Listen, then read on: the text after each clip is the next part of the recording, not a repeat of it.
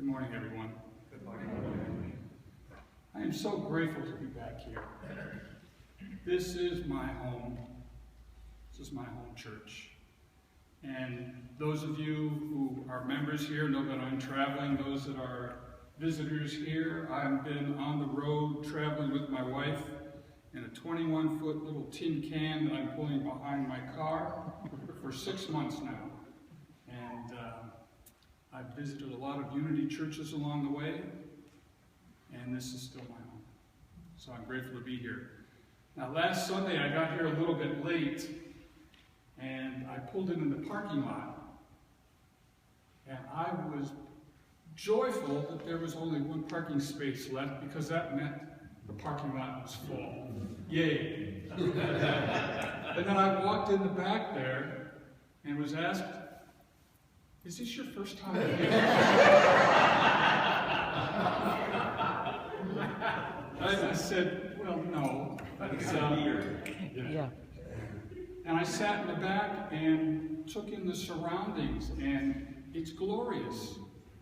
I don't see Nancy here, but I know Kathy and other people have been instrumental in painting. It was, oh my. Now a church is the people, where two or more are gathered in God's name is the church. But isn't it lovely to have a church that really supports the church? I'm grateful. I'd also like to thank the board, past and present, for bringing this about. And I've just heard that Rev Andy Butler has signed a contract. So amazing, the progress that has been made. So that's all because of the church. So, one last thing, Henry. What a joy to hear Bach play so wonderfully. I can only imagine the thrill it must be to play it. Okay, back to basics. Theme for the month. So what can be more basic than the statement that birthed the whole Unity movement? When Myrtle Fillmore in 1886 went and heard a talk by metaphysician E.B. Weeks, and she came out of there with a statement in her mind, "I am a child of God, and therefore do not inherit sickness." Hear that. I am a child of God, and I do not inherit sickness. All of Unity is in that one statement.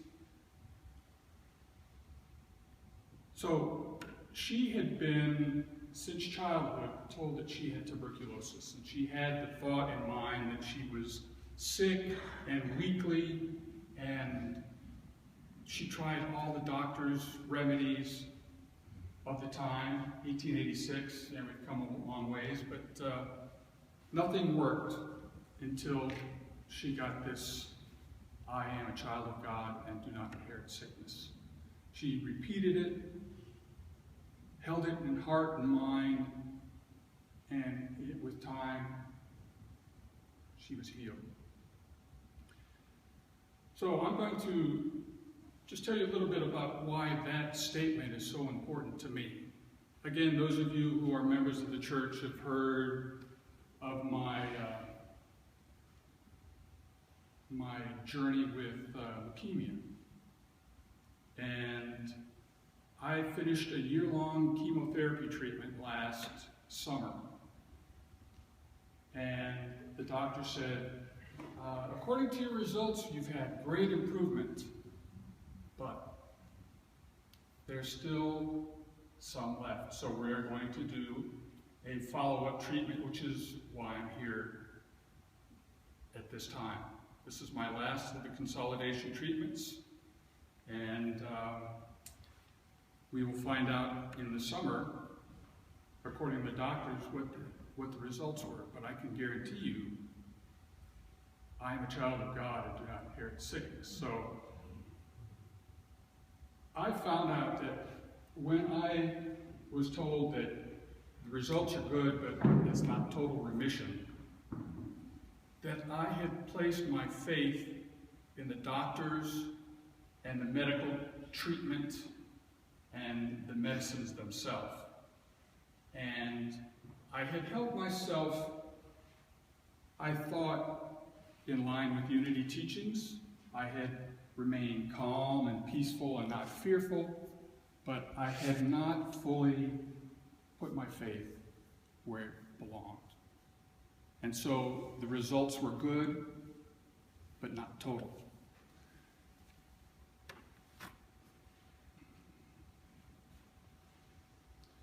The thing was, I did not know the truth of me, which is stated in that statement. I am a child of God. So let's kind of analyze that. What does Unity think about God? God is principle, not personality. It is the underlying cause of all things. God is the unchanging rule of action that inspires the spiritual activity of divine ideas that bring into manifestation our wholeness. As principle, God has no limitations, none that we can imagine, apply to God. Now, the erroneous belief that God is a personality is responsible for the belief that God is changeable, that he's whimsical. He can say yes to that person and no to that person. Capable of being moved by our beseeching and by our imploring. Jesus proclaims very profoundly, God is spirit. And as spirit, God is principle, law, being, divine mind. All good, omniscient, omnipotent, omnipresent, unchangeable, creator, father, mother, the source of all that is. That is God. Dynamic, right? I am a child of God. What does that mean? What do we do from our parents? We inherit. Okay? What is it that we inherit from God?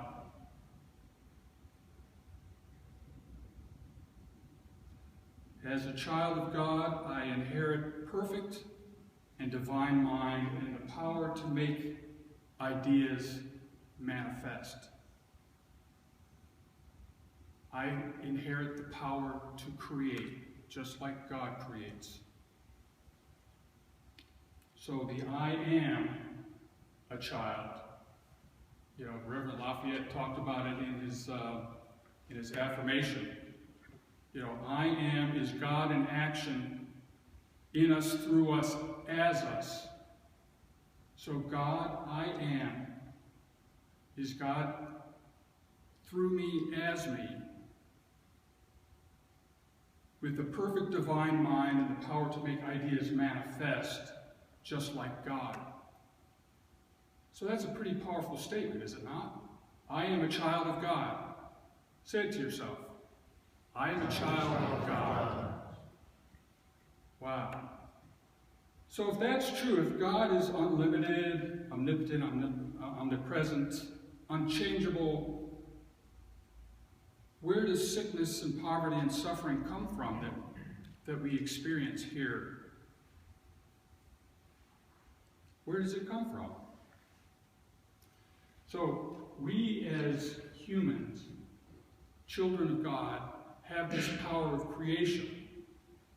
Now the creation can also be used to turn off, to blind ourselves to this clear vision of our relationship with God, our Father, our Mother. We deny, with our own thoughts held in mind, who we truly are. So, you know, about the time I got that,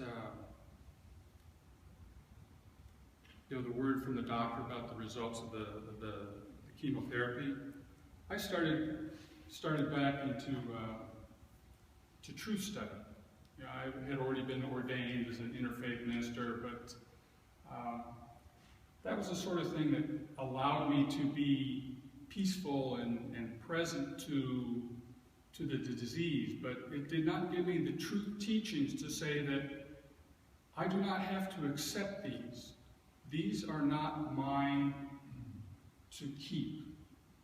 So I went back, and that's where I learned I am a child of God and therefore do not inherit sickness.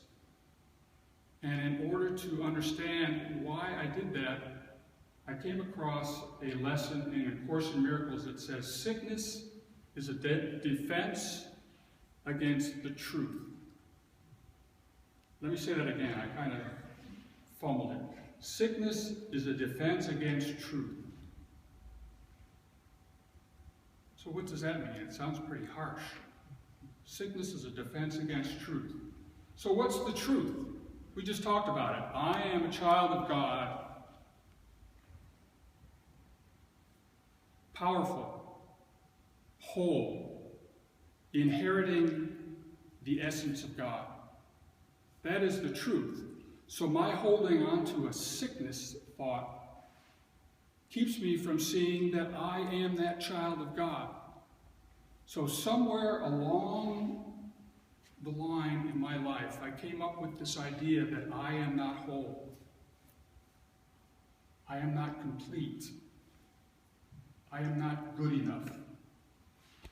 And I can tell you, I did some very serious exploration.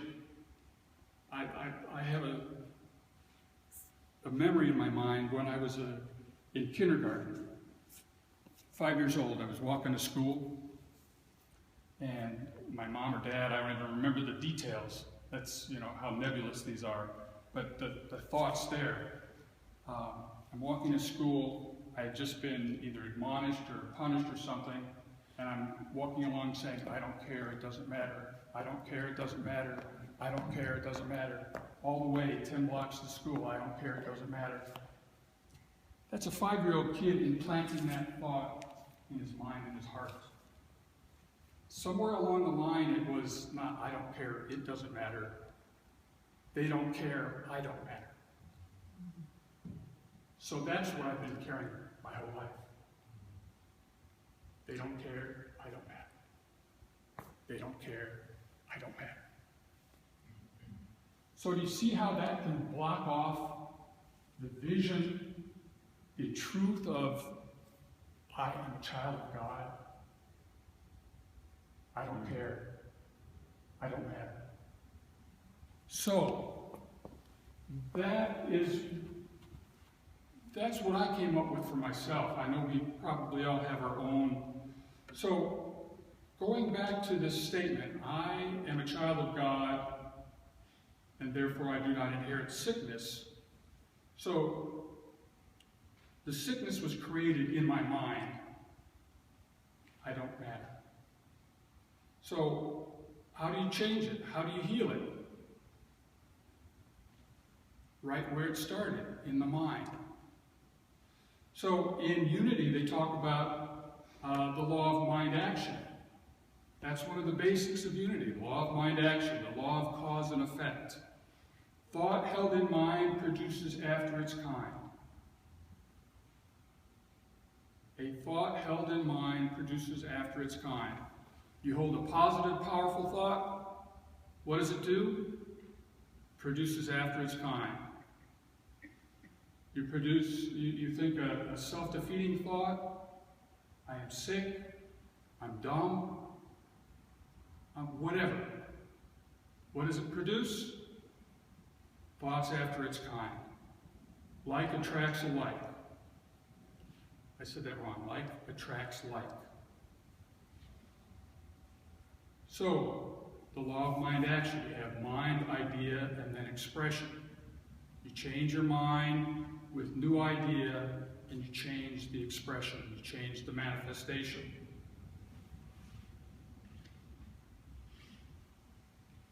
We've all heard about the power of the Word.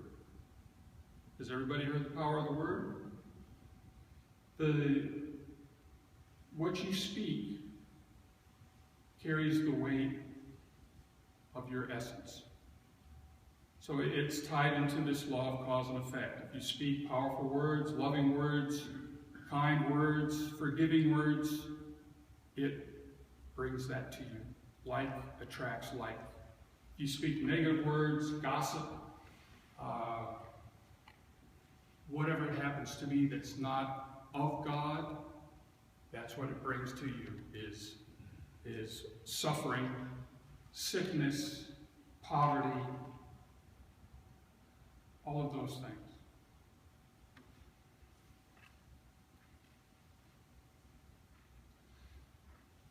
So let's go back. I first talked about God. That's unity principle number 1. Talk about basics. So pull out your bulletin. On the very back cover, in tiny letters, way too tiny letters, this needs to be on the front in bold with a border around it so everybody sees it every time they look at the bulletin. Let's read number 1. There is only one presence and one power active in the universe and in my life, God the good. Okay. And then as I was talking about child of God, we are all children of God, inherit from God. That's, guess what? Unity principle number 2. So let's read that one aloud. Our essence is of God, therefore we are inherently good. Amen to that. The power of the Word.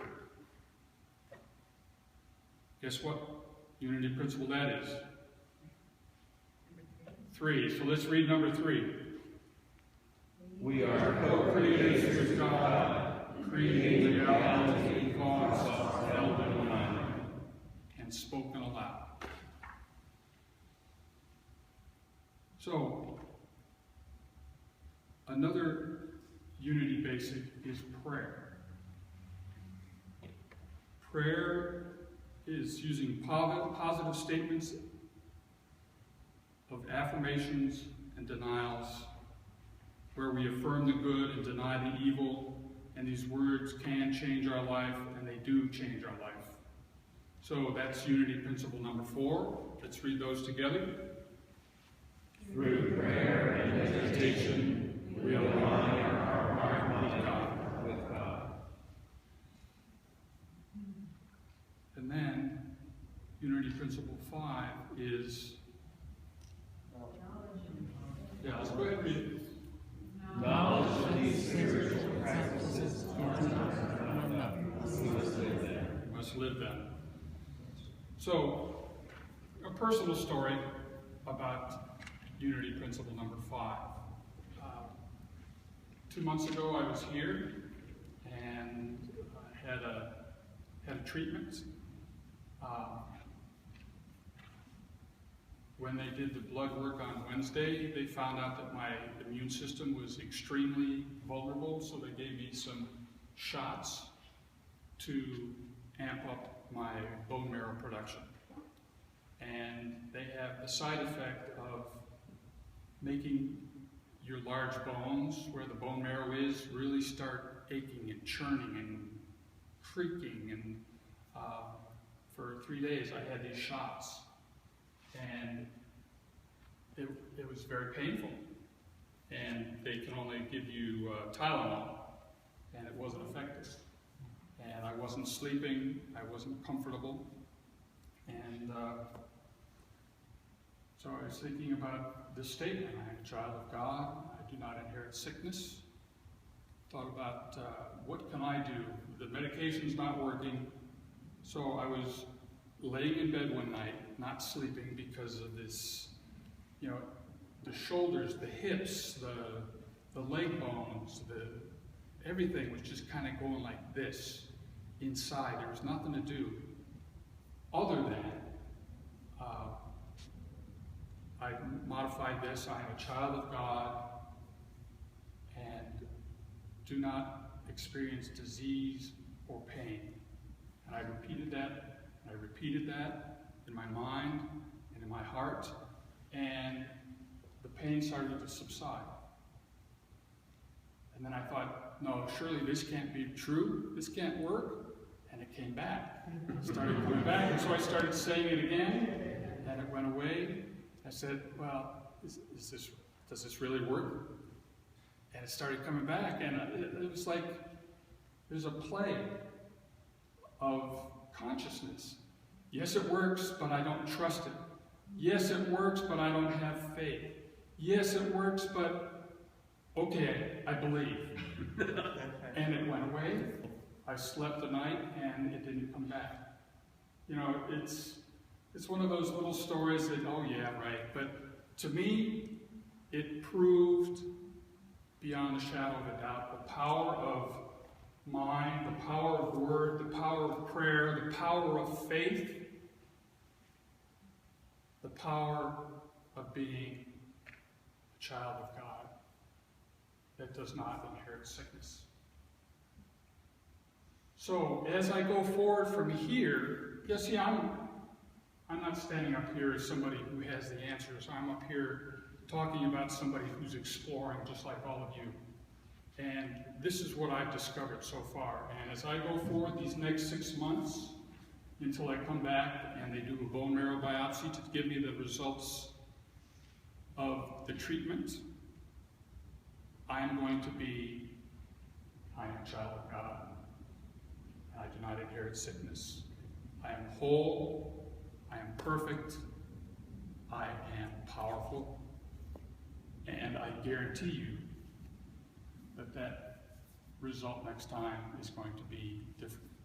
It's going to be different. So what I'd like to do now is have everybody stand up, and we're each going to do it to 3 different people. And it's a two-way street here. So you turn to somebody and say, I'll do it with Chick. Come out here, Chick. Say, I am a child of God, and therefore do not inherit sickness. I am a child of God, and therefore do not inherit sickness. You are a child of God, and therefore you do not inherit sickness. You are a child of God. And then I'll say it to you. Oh, all right. Okay. I am a child of God, and therefore do not inherit sickness. You are a child of God, and therefore do not inherit sickness. Okay, you do that with 3 people. Look them in the eyes with total